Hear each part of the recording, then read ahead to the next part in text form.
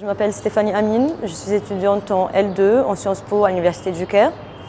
En ce qui concerne mes ambitions personnelles et pour l'Égypte, moi je voudrais bien être professeure à l'université un jour de Sciences Po parce que, et là c'est en lien avec mes ambitions pour le pays, je pense que nous avons besoin de la science politique actuellement en Égypte pour résoudre nos problèmes sociaux, économiques, etc.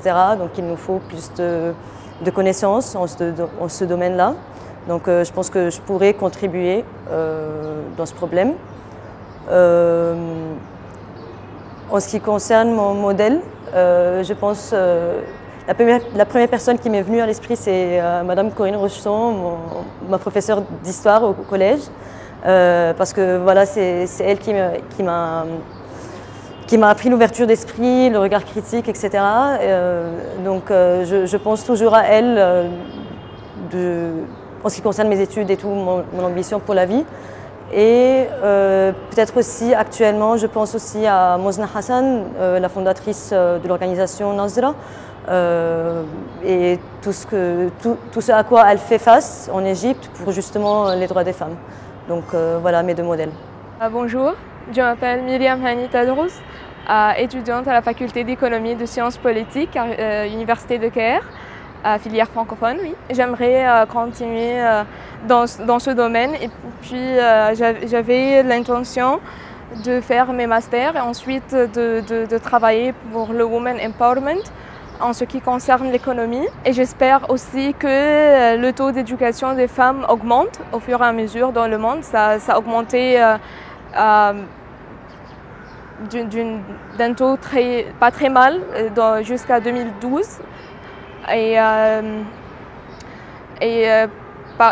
Parlant de l'éducation, j'aime beaucoup ce qu'a fait Malala et prenant comme un modèle. C'est qu'elle a, dans des situations très strictes, dans un pays qui n'est pas très ouvert, avec des gens qui ne sont pas aussi très ouverts, elle a pu prendre l'initiative de parler, de défendre ses idées. Je suis Racha Ramadan, je suis maître de conférences et d'économie à la faculté d'économie et sciences politiques, l'Université du Caire. J'ai eu mon doctorat à l'école d'économie de Toulouse en 2011. Je travaille sur des thèmes de pauvreté, genre, sécurité alimentaire et protection sociale.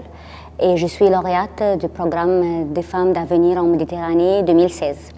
Mon objectif, c'était de devenir enseignante et chercheuse pour pouvoir enseigner l'économie d'une façon pratique et appliquée et pour travailler sur des thèmes de recherche qui bénéficient mon pays et les autres pays en développement.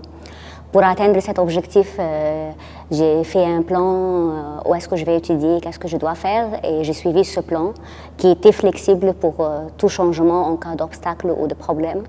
J'ai travaillé beaucoup, j'ai travaillé dur.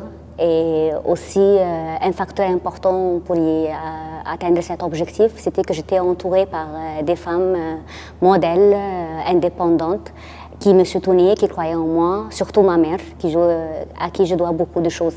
Mon conseil pour toutes les jeunes femmes, c'est de préciser un objectif, déterminer un plan pour l'atteindre et surtout croire en elles-mêmes et travailler beaucoup.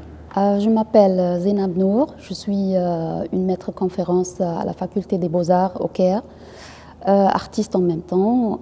Comme artiste, je fais de la peinture, de la photographie, des mixed media, beaucoup de choses. Comme femme, être une femme en Orient, c'est pas facile, c'est un défi, mais on ne sait pas que c'est un défi, c'est-à-dire que les femmes elles-mêmes ne savent pas pourquoi leur vie elle est difficile. Donc quand on devient plus âgé, on comprend. Mais pour moi, ce qui m'a aidé dans ma vie, ce sont mes parents.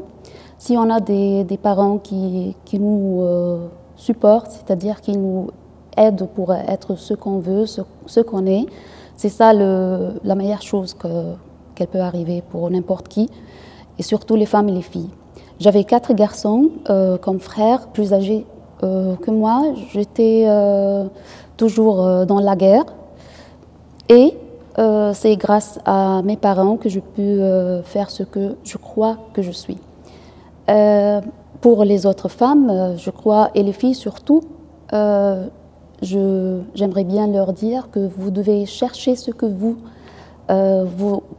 voulez faire et puis aller après ça parce que c'est ça le plus important.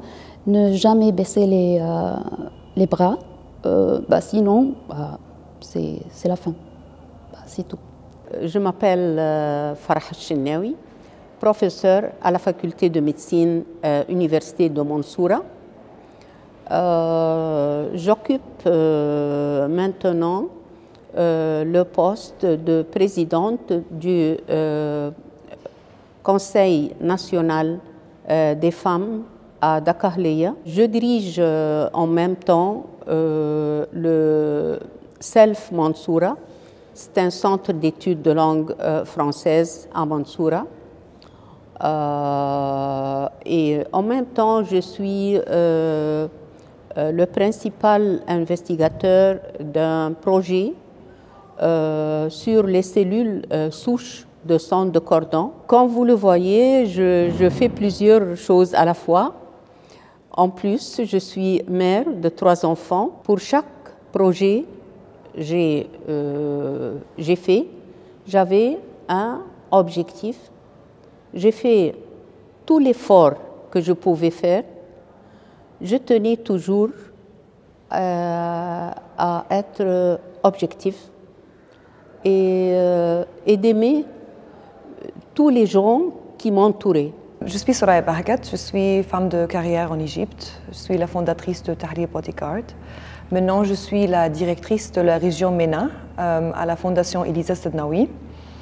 Je travaille pour l'égalité en Égypte et pour la lutte contre l'excision et l'éducation des enfants et d'autres causes. Je suis arrivée à ce moment un jour où j'avais eu une idée, comme nous tous. Chaque jour, on a des idées, mais peu de nous suivent leurs idées. Et c'était un jour où j'avais l'idée de Tahrir Bodyguard et ça a vraiment changé ma vie parce que c'était un jour où j'avais fait la décision de suivre mon idée, avoir confiance en moi-même. Mon conseil aux femmes est d'avoir confiance en soi-même, avoir confiance en leur idée, de faire la décision de suivre l'idée. Et je vous jure que si vous suivez votre idée avec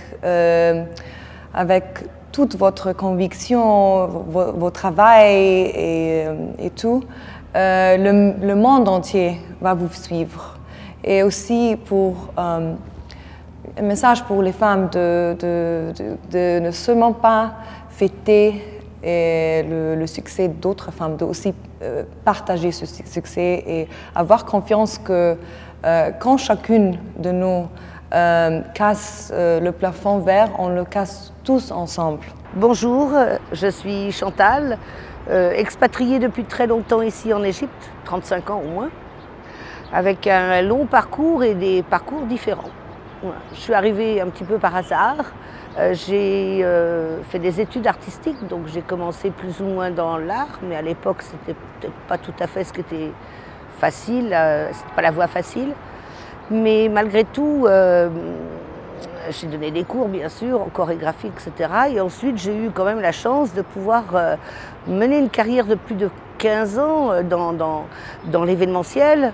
Les défilés de mode, les shows, les médias, la télévision, enfin c'est un beau parcours qui m'a fait rencontrer des gens extraordinaires bien sûr et puis c'était le plaisir de mettre toute mon imagination, tout ce que je savais faire sur scène. Ensuite, je me suis reconvertie un peu en France avec le tourisme, hein, l'accompagnement, etc. Et puis j'ai toujours eu une passion de la cuisine. J'ai beaucoup voyagé, donc chaque pays a d'autres saveurs, d'autres épices. Ça fait là aussi marcher l'imagination, je crois. Et finalement, je crois qu'il y a un rapprochement entre l'art ou la cuisine, c'est de l'art. Maintenant, de nos jours, la carrière artistique en Égypte est peut-être un petit peu difficile, le chemin est peut-être un petit peu difficile, sauf si on a beaucoup de talent et qu'on a l'occasion de pouvoir, par exemple, participer à l'opéra dans des grands projets scéniques ou autres. Il faut venir avec un gros bagage quand même pour pouvoir faire cette carrière. Et c'est une carrière qui est toujours courte. Hein. Que ce soit le sport ou la danse, ce sont des carrières éphémères. Donc il faut savoir qu'il faudra avoir une résilience derrière, il faudra pouvoir développer quelque chose derrière, l'enseignement ou autre. Hein. Et pour la cuisine, alors là, vraiment, j'encourage les femmes, surtout bien sûr, les hommes aussi, mais bon, je voudrais booster un peu plus les jeunes filles dans cette carrière parce qu'il y a tellement à faire. Et il faudrait aussi revenir sur le patrimoine égyptien, le vrai, le pharaonique. Ils ont découvert des tas de choses. Et on n'a pas encore tout découvert, on n'a rien écrit.